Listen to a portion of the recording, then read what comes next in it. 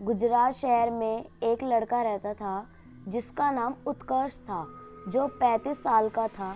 उसने सोचा कि मैं अपनी फैमिली के साथ पिकनिक के लिए देहरादून जाऊं, जहां उसने 6-7 दिन अपने परिवार के साथ बिताए।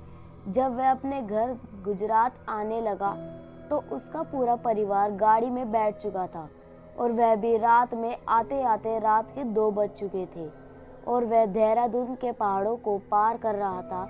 तब सड़क एकदम सुनसान पड़ी थी और पूरी सड़क पर सन्नाटा छाया हुआ था। अचानक उत्कर्ष की गाड़ी के आगे एक औरत दिखाई दी, जिसके काले घने लंबे बाल और सफ़ेद रंग की साड़ी पहनी हुई थी और वह दूर से ही हाथ हिलाकर गाड़ी को रुकने का इशारा कर रही थी। औरत को देखकर उसकी माँ ने कहा, बेटा गाड़ी मत रोको, पता नहीं ये कैसी औरत होगी जो रात के समय सड़क पर घूम रही है। क्या पता यह कोई लुटेरन हो या फिर कोई बुरा साया। तब तक गाड़ी उस औरत के पास में पहुंच गई और जोर जोर से गाड़ी का दरवाज़ा पीटने लगी। उसको देखकर ऐसा लग रहा था कि मानो यह बहुत मुसीबत में फंसी हो। उत्कर्ष की माँ ने बोला, गाड़ी का दरवाज़ा मत खोलो, लेकिन उत्कर्ष ने बोला कि यह औरत किसी बड़े घर की और शरीफ दिख रही है और लगातार रोए जा रही है। एक बार इससे बात कर लेता हूँ। और उसने गाड़ी का दरवाज़ा खोलकर पूछा, क्या बात है और आपको कहाँ तक जाना है? आप क्यों रो रही हो?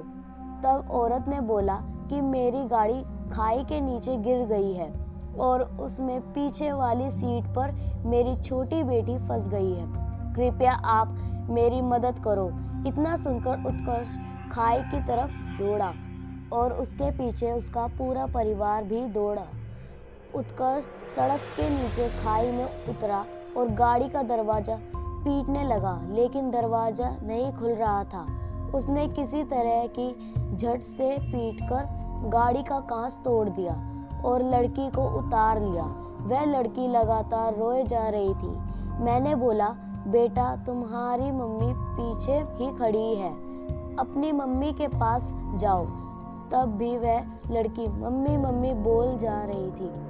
फिर मैंने उसको अपनी गोदी में उठा लिया और ऊपर आने लगा।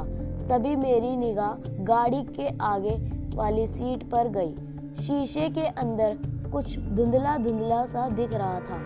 मैंने वह भी कांच तोड़ा तो देखा आगे वाली सीट पर एक औरत बैठी थी, जिसका माथा फूट गया था।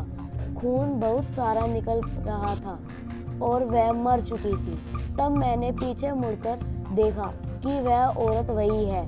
तब तो मेरे होश उड़ गए और तभी मेरा परिवार इकट्ठा होकर मेरे पास आ गया। यह भयानक दृश्य सबने देखा।